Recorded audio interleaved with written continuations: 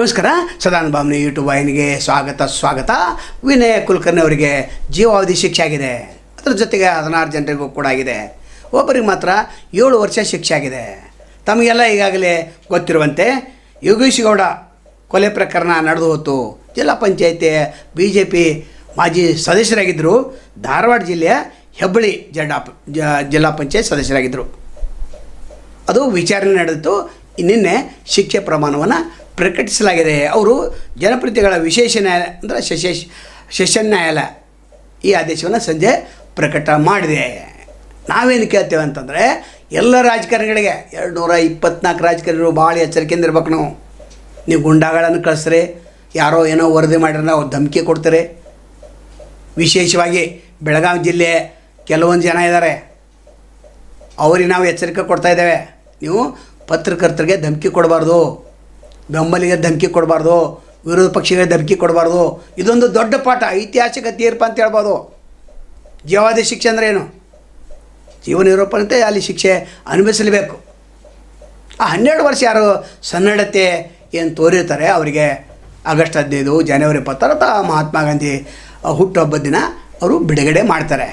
ಅದರ ಸನ್ನಡತೆ ಆಧಾರ ಇದನ್ನು ಜೈಲು ಅಧಿಕಾರಿಗಳು, ಅಲ್ಲಿ ಒಂದು ಸಮಿತಿ ಇದೆ, ಆ ಸಮಿತಿ ಸರ್ಕಾರಕ್ಕೆ ವರದಿ ಸಲ್ಲಿಸಬೇಕು. ವರದಿ ಸಲ್ಲಿಸಿದ ನಂತರ ಅವರು ಬಿಡುಗಡೆ ಆದೇಶವನ್ನು ನೀಡ್ತಾರೆ. ಹಾಗಾದರೆ ಈಗ ವಿನಯಗೌಡದ ಪರಿಸ್ಥಿತಿ ಏನು, ಕಾಂಗ್ರೆಸ್ ಶಾಸಕರ ಪರಿಸ್ಥಿತಿ ಏನು ಅಂತಂದರೆ, ಇವು ಹೈಕೋರ್ಟ್ನಲ್ಲಿ ಮೇಲ್ಮನವಿ ಸಲ್ಲಿಸಿ ತಡೆಯಾಜ್ಞೆ ಸಿಕ್ಕಿದರೆ ಅನರ್ಹತೆ ಆದೇಶ ಹಿಂಪಡೆಯಲು ಅವಕಾಶ ಇದೆ ಅಂತ ಸಚಿವಾಲಯದ ಮೂಲಗಳು ತಿಳಿಸಿವೆ. ಇದು ಸಾಧ್ಯತಾ ನೋಡೋಣ. ಇವರು ತಡೆಯಾಜ್ಞೆ ತರ್ತಾರೋ ಬಿಡ್ತಾರೋ ಆ ಮಾತು ಅಲ್ಲ. ಆದರೆ ರಾಜಕಾರಣಿಗಳು ನೀವೇನು ಮಾಡ್ತಾಯಿದ್ರಿ? ನೀವು ಬಚಾವ್ ಆಗ್ತಾಯಿದ್ರೆ ಇನ್ನು ಮುಂದೆ ಬಚಾವ್ ಆಗೋದಿಲ್ಲ. ಈ ಪ್ರಕರಣ ಎಲ್ಲ ರಾಜಕಾರಣಿಗಳಿಗೆ, ಎಲ್ಲ MP ಗಳಿಗೆ, ಪ್ರತಿಯೊಬ್ಬ MLA 4ರಿಂದ 8 ಗುಂಡಾಗಳನ್ನು ಇಟ್ಟಿರ್ತಾನೆ, 10-15 ಗುಂಡಾಗಳನ್ನು ಇಟ್ಟಿರ್ತಾನೆ. ಯಾರಾದರೂ ಏನಾದರೂ ಮಾಡ್ರೆ ಹೊಡೆದು ಬರೋದು. ಹಾಗಾದ್ರೆ ಜೀವ ಹೋಯ್ತಂದರೆ ಇಲ್ಲಿ TV ಮಾಧ್ಯಮದವರು ಭಾಳ ಜಾಗೃತಿಯಿಂದ ಇದ್ದಾರೆ, ಯೂಟ್ಯೂಬರು ಭಾಳ ಜಾಗೃತಿ ಇದ್ದಾರೆ. ಯಾವುದೇ ಒಂದು ಕೆಲಸ ಮಾಡಬೇಕಾದ್ರೆ ನೀವು ಭಾಳ ಎಚ್ಚರಿಕೆಯಿಂದ ಇರಬೇಕು. ಆದೇಶವನ್ನು ಯಾರು ಕೊಟ್ಟಿದ್ರು ಕೊಲೆ ಮಾಡಂತೇಳಿ? ಶಾಸಕರಿಗೆ ಕೊಟ್ಟಿದ್ದಾರೆ, ಅದಕ್ಕೆ ಜೀವ ಶಿಕ್ಷೆ ಆಗಿದೆ. CBI ಆದವರು ದೊಡ್ಡ ಪ್ರಮಾಣದಲ್ಲಿ ಇನ್ವೆಸ್ಟಿಗೇಷನ್ ಮಾಡಿದರು, ಅದಕ್ಕೆ ಪತ್ರಿಕೆಯವರು ವಿಶೇಷವಾಗಿ ಆ ಯೋಗೇಶ್ ಗೌಡ ಅಣ್ಣ ದೊಡ್ಡ ಪ್ರಮಾಣದಲ್ಲಿ ಅವರು ಹೋರಾಟ ಮಾಡಿದ್ದಾರೆ. ಆ ಹೋರಾಟಕ್ಕೆ ಸಂದ ಜಯ ಅಂತ ಹೇಳಿದರೆ TV ಮಾಧ್ಯಮದವರು ನಮಗೆ ಸಹಕಾರ ಕೊಟ್ಟದಕ್ಕಾಗಿ ಧನ್ಯವಾದ ಅರ್ಪಣೆ ಮಾಡಿದ್ದಾರೆ. ಈಗ ಬರೋಣ ರಾಜಕಾರಣಿಗಳ ಬಗ್ಗೆ. ಇವರು ಹಣಬಲ, ತೋಳ್ಬಲ ಏನೇನು ತೋರಿಸ್ತಾ ಇದ್ರಲ್ಲ.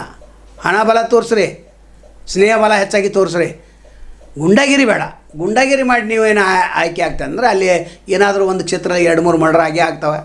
ಆವಾಗ ನೀವು ಅದರಲ್ಲಿ ಹಸ್ತಕ್ಷೇಪ ಇದ್ದರೆ ನೀವು ಕೂಡ ಶಾಮೀಲಾಗ್ತೀರಿ. ಭಾಳ ಎಚ್ಚರಿಕೆಯಿಂದ ಇರಬೇಕಂತ 224 ಶಾಸಕರಿಗೆ ಮತ್ತು 75 MLCಗಳಿಗೆ ಇದೊಂದು ದೊಡ್ಡ ಪಾಠ. ಇದು ಈ ತೀರ್ಪು ಸಾದಾ ತೀರ್ಪಲ್ಲ, ಐತಿಹಾಸಿಕ ತೀರ್ಪದು. ಎಷ್ಟೆಷ್ಟು ಸಾಕ್ಷಿಗಳು, ಎಷ್ಟೆಷ್ಟು ಸಾಕ್ಷಿನಾಶ, ಎಷ್ಟು ಸಲ ಜಾಮೀನಾಯಿತು, ಏನೇನು ನಡೀತು ಎಲ್ಲ ಜನರಿಗೆ ಗೊತ್ತಿದೆ.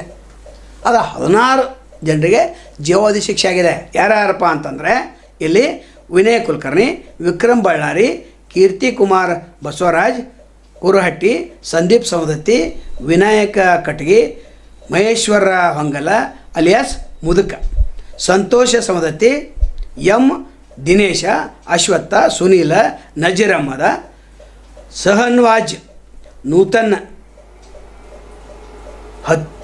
ಹರೀಶ್ ಮತ್ತು ಚಂದ್ರಶೇಖರ್ ಇಂಡಿ ಇವರಿಗೆ ಶಿಕ್ಷೆ ಆಗಿದೆ. ಇನ್ನು ಅವ್ರ ಮಕ್ಕಳಿಗೆ ಅಂದರೆ ಯೋಗೇಶ್ ಗೌಡ ಮಕ್ಕಳಿಗೆ 16 ಲಕ್ಷ ರೂಪಾಯಿ ನೀವು ಕೊಡಬೇಕು, ಅಣ್ಣನಿಗೂ ಕೂಡ ನೀವು ಕೊಡಬೇಕು ಅಂಥೇಳಿ ಆದೇಶವನ್ನು ಮಾಡಿದ್ದಾರೆ.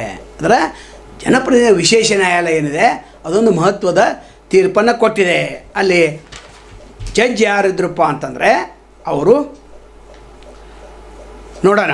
ಈಗ ಕಲಂ 55ರ ಉದ್ದೇಶ ಅಪರಾಧಿಯ ಉತ್ತಮ ನಡವಳಿಕೆ ಮಾನವತೆ ಇದ್ದರೆ ಬಿಡುಗಡೆ 12 ವರ್ಷ ನಂತರ. ಇನ್ನು ಜೈಲು ಸಮಿತಿ ಈಗಾಗಲೇ ಹೇಳಿದ್ದೇವೆ, ಅದು ಸರ್ಕಾರಕ್ಕೆ ವರದಿ ಸಲ್ಲಿಸಬೇಕು. ಸರ್ಕಾರ ವರದಿ ಸಲ್ಲಿಸಿದ ನಂತರ ಈಗಾಗಲೇ ಹೇಳಿದಂತೆ ಆ ಹಬ್ಬದ ದಿನಗಳಲ್ಲಿ ಬಿಡುಗಡೆ ಮಾಡಬೇಕಾಗ್ತದೆ. ಈಗ ದೊಡ್ಡ ಒಂದು ಆದೇಶ ಭಟ್ ಅಂತ ನ್ಯಾಯಾಧೀಶರು ಕೊಟ್ಟಿದ್ದಾರೆ. ಒಟ್ಟಾರೆ ಈ ಪ್ರಕರಣದಿಂದ ಎಲ್ಲ ರಾಜಕೀಯರು ಬುದ್ಧಿ ಕಲಿಬೇಕು ಅಂತೇಳಿ ಇದರ ವಿಶೇಷ ವಿಡಿಯೋವನ್ನು ನಾಳೆ ರಾಜಕಾರಣಿ ಯಾವ ರೀತಿ ಎಚ್ಚರಿಕೆಯಿಂದ ಇರಬೇಕು, ಬೆಂಬಲಿಗರು ವಿಶೇಷವಾಗಿ ಇದೆಲ್ಲ ಬೆಂಬಲಿಗರೇ ಇದ್ದಾರೆ. ಕೊಲೆ ಮಾಡಲಿಕ್ಕೆ ಹೋದವರೆಲ್ಲ ಬೆಂಬಲಿಗರೇ ಇದ್ದಾರೆ.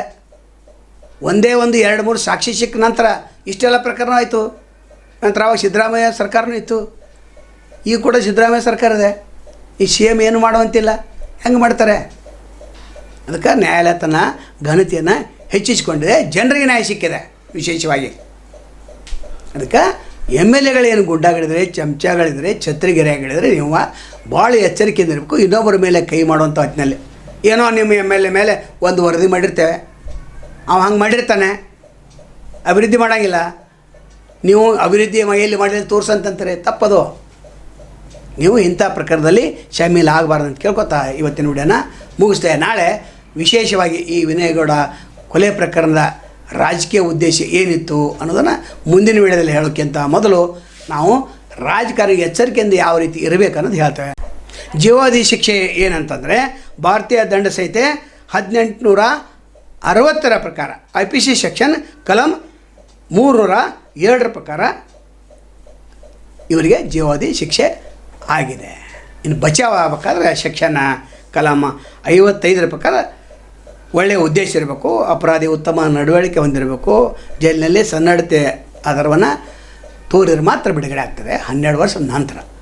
4 ತಮ್ಮನ್ನು ಬಿಡುತ್ತೇವೆ. ಅಲ್ಲಿವರೆಗೆ ಎಲ್ಸವಾಗಲಿ. ನಮಸ್ಕಾರ.